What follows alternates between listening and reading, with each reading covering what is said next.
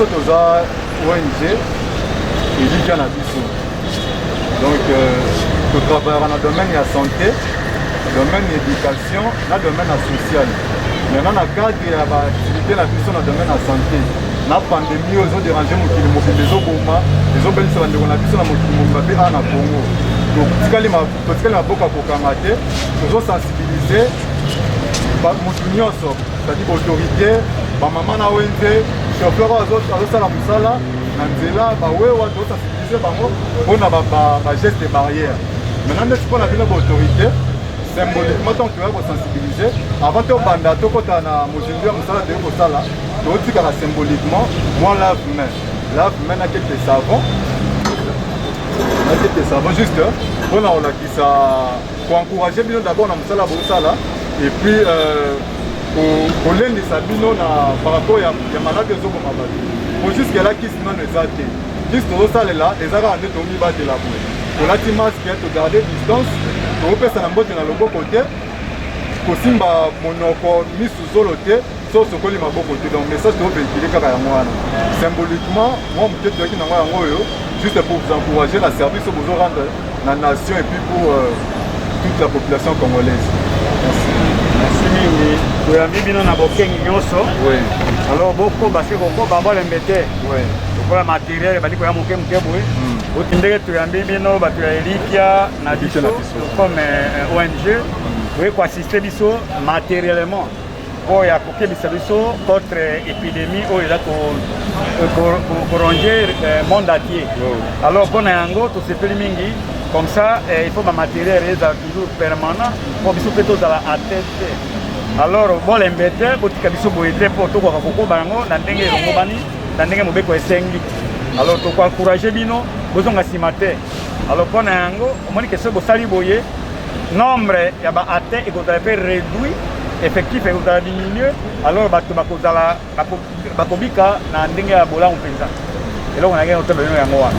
merci beaucoup.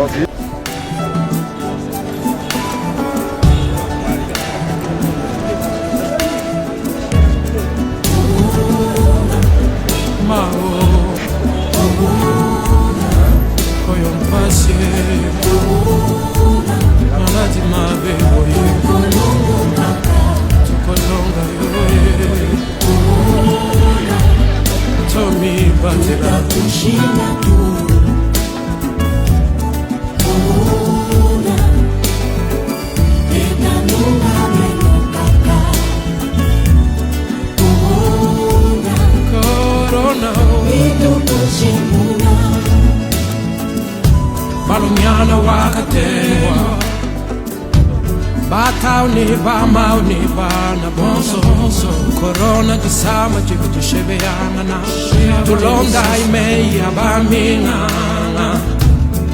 Suaba mezuria bopeto Ovirise kota yote Sokola mabo Tawo niso Nebokeba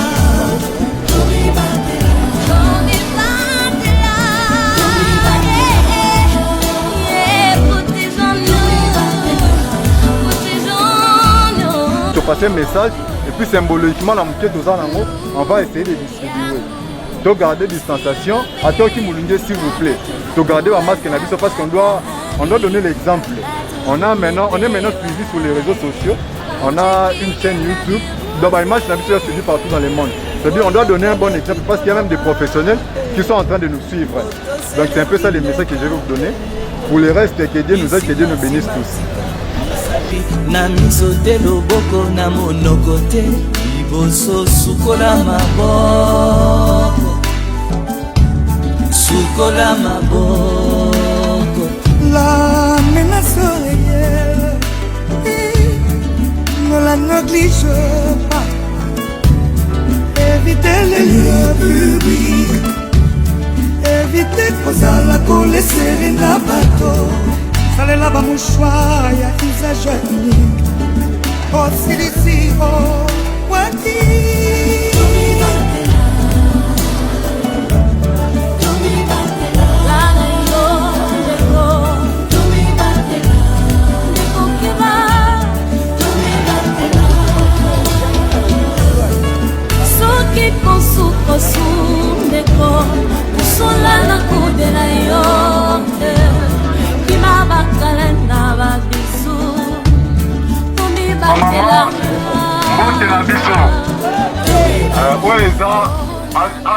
ONG Elike na biso eza ONG ya ba jeune de Bomoni toujours sensibiliser ba maman contre pour lutter contre le coronavirus. Coronavirus eza malade ezoboma na monde ezoboma pe na Congo. Eza ba jeté eza pena réalité. Sisi koyo ba mikonzi ba minganga nono bazui kisite. Kisi moko tozo salela eza kaka komi batela. Tozo mi batela ndenge nini? Tozo mi batela na kolata cache-nez. Cache-nez zo sala nini? Cache-nez ezo batela ngai, ezo batela pe mutu aza liboso na ngai. Po ngana miyebi na teso na za malade. Mutu aza liboso na ngai biteke aza malade. Mais soto lati cache-nez. So ina ngai kozwa ete, so ina epe kozwa ngate. Et puis tozo mi batela so ndenge nini? Tozo mi batela na kosokola maboko. Kosokola maboko eza très important. Pourquoi? Parce que coronavirus eza kovanda même na ba surface place tozo simba biloko. Poignée ya ndaku, par exemple mesa place tozo teka, mutu aza malade ya kosimba yango, coronavirus ezo résister pendant bata mulai. Yoko oyo osimbi yango, osimbi misu, munoko zolo, sans kosokola maboko, okoki pe kozala infecté. C'est pourquoi toye kosensibiliser ba maman. Tomi batela. Attendez bino bozo teka.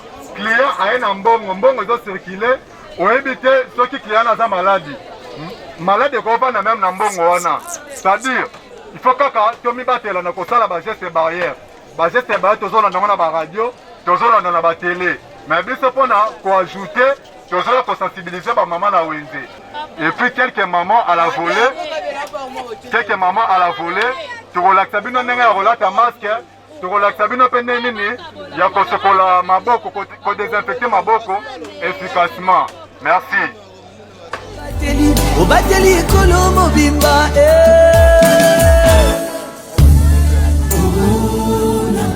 virus oyo mabe ezosilisa mokili me tobanga te respecter ba principe d'hygiène. ONG Elike na biso baye kotala biso pona kopesa biso pe toli ya maladi ezoleka na mboka coronavirus. Na banza mutu nyonso ayebi yango eza mokili mobimba eza lika moko ya kokamwa te. Seke mama oza wana ozoyamba mbongo oza koloba na batu bazoleka liboso na yo. Il faut la cache-nez na yo. Soko lingi pe ko kosolo zoteka biloko il faut que ndeboye. Soko za na cache-nez te. Il faut que na loboko. Po nini soko za na maladi emeka kozwa pe na biloko te. Osilisi koteka na yo. Osokoli maboko na yo katini musu eza na kwento za na ngope mingi te. Na banza asbel na biso lokola baye bakoyokela biso mawa photo classé tozaka na 2 moko awa moko kuna moko na tiki liboso kuna 53 bakoyela biso musu tobakisa po eza muke. Et puis eloko nazosenga en tout cas mutu nyonso amibatela maladi yo mutu akosa bino te ke eza lokuta te yo moko nde mutu okozwa conscience ya vi na yo bomoyeza moko badani bakashne wana ya bilamba pe bazoteka ba 500 francs ezali seke fo kosomba yango mibatela osilisi koteka yambo kende ndaku sokola maboko na yo osokoli ti okomi na ndaku yambo osala misala nyonso olongoli nanu bilamba oyo uti nango wenze oyebi te olongoli yango tie kuna osokoli pe maboko lisu na kati ya ndaku kosala te na wenze na sokola kina ndaku pe sokola osilisi kosokola na yo olongoli bilamba na yo tie kuna obandi osala musala na yo ifo komesanisa pe bandeko bana bayekola yango wete maladi ezali. Merci beaucoup. Napesi bino merci mingi ndenge boye kotala biso. Metozangi. Omoni ba mama bazobelela kuna bakashne baboye. Soki moyen ezalaki mo ebele nde mwa symbole. Topesi bango. Toyebi te bokende malamu bokende raisonner mpona koya kotala biso. Merci. Ok, merci maman. maladie au mabé. Arrêtons sa propagation en restant chez toi. Pas de la baninga. C'est bien de se laver les mains. Ça serait mieux de se nettoyer l'âme. C'est bon qu'un virus, ces caches d'armes n'auront que gâché comme le lendemain. L'amour ne planifie pas la mort. L'intelligence doit être au service du bonheur. Corona, ce petit corps, sème partout malheur. Malheur, oh malheur. Suivons ces conseils de l'OMS. Il va de votre santé, de notre vie.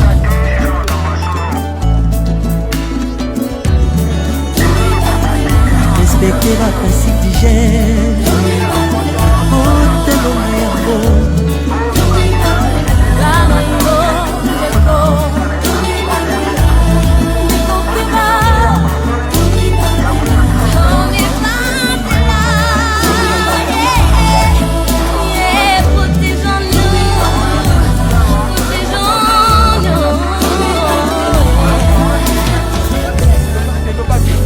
Maman de Tolobi Kaka, de sensibiliser Bino pour lutter contre le coronavirus. Je passe un message de la radio et de la télé. Biso est un ONG et lui qui a biso ASBL. Tous en misolo mingité. Mais symboliquement de tout Kabul, tout en bola repère un message na ba ONG, tout qui la maman, moi masque moi Kaka pour na net moi symbole pour na encourager Bino. Mais toutefois, ma masque est dans la maputa bazo sala. Il suffit juste de resaler la bien. Au sommet masque on a les pouta na 1000 francs, na 500 francs. Au salaire on a fait en journée, on est au popoli, les matins avant de remettre au repassant on a fait à moto makasi. Symboliquement, tout pèse à la mesa, moi quelques masques, selon ma coquille au tozanango. Mais avant de retirer masque, il faut se désinfecter ma bouche aussi.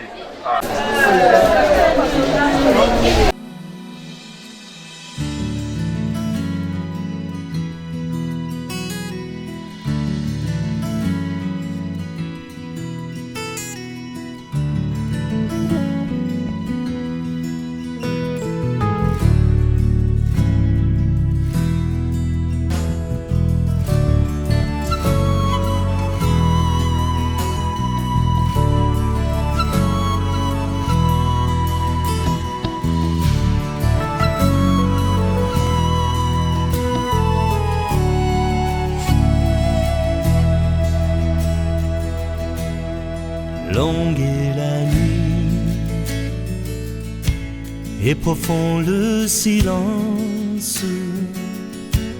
Les ténèbres ont l'absence de lumière et d'éclat,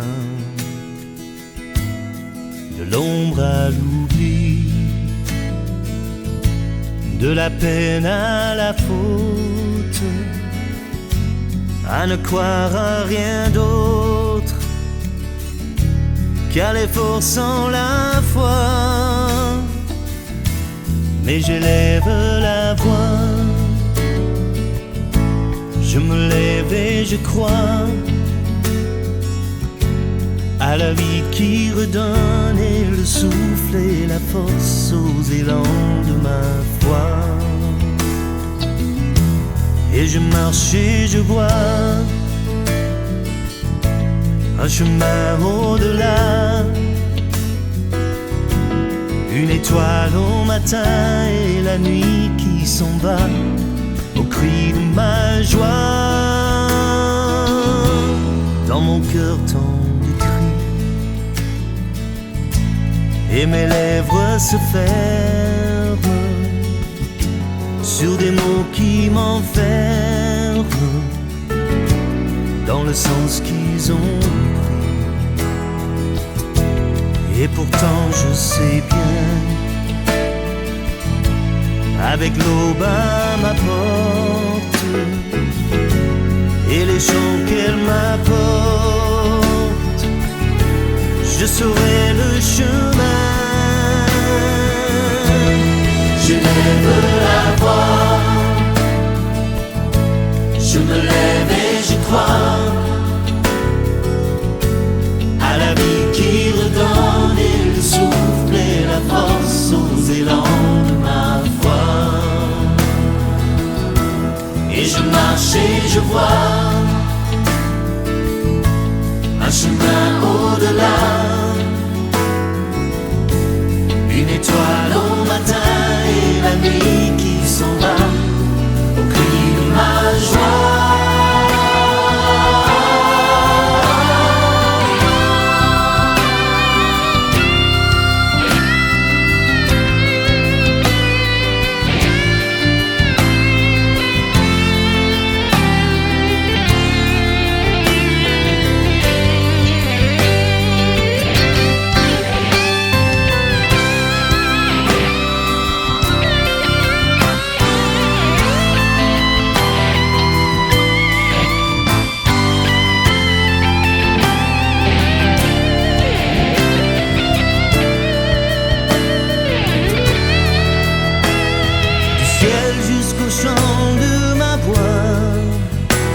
Et de là jusqu'au vent qui l'amène, aux anges et à ceux qui déjà entendent des voix.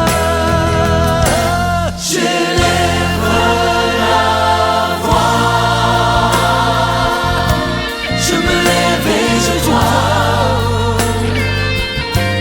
à la vie qui redonne et le souffle et la force aux élans de ma foi. Et je marche et je vois un chemin au-delà, une étoile au matin et la nuit qui s'en va au cri de ma joie.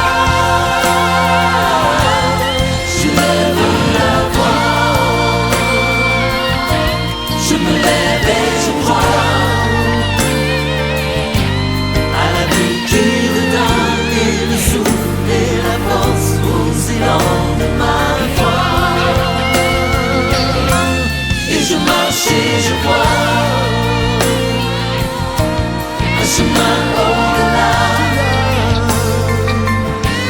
une étoile au matin et la nuit qui s'en va au cri de ma joie. Maman, biso eza ONG toye kosensibilize bino mpona maladi oyo ezoboma bato na Congo mpe na monde oyo babengi na nkombo ya coronavirus. Coronavirus eza pena réalité, eza maladi ezoboma.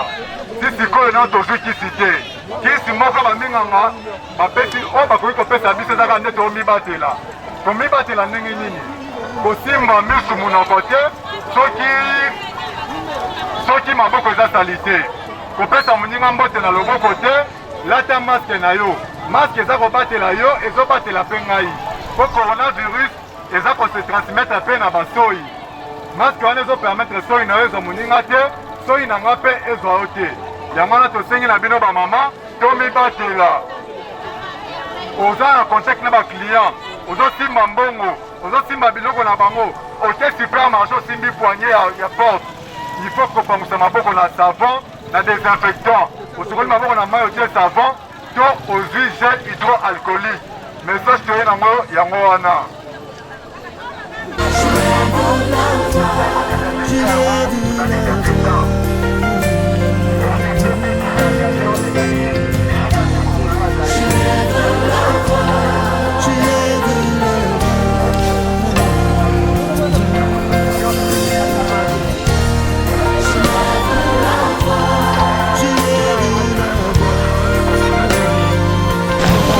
Oui, nous avons lancé depuis quelques temps une campagne de sensibilisation pour la lutte contre le coronavirus et c'est dans le cadre de nos actions que nous sommes aujourd'hui à Bandal pour sensibiliser les mamans et sur les gestes barrières et les bonnes pratiques.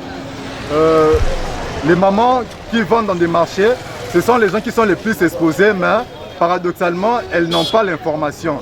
L'information n'est pas vraiment véhiculée. C'est pourquoi nous, Elikia Nabiso, nous nous sommes donné cette mission-là, de venir sensibiliser les mamans, les marchands, les taximens sur cette pandémie. On a commencé au commissariat de Bandal où on a reçu quelques kits et on a poursuivi notre course constamment au niveau du marché de Bandal. Et on a remarqué qu'il y a toujours des difficultés dans tout le marché que nous avons constaté. Et nous sommes en train de sensibiliser toujours la population à respecter des gestes barrières que le gouvernement ou le ministère de la Santé a mis à notre disposition. Ce que nous déplorons, nous, Eli Cannabiso, tout au long de notre parcours sur terrain, nous avons remarqué que la police est en train de brutaliser la population, ce qui n'est pas bien.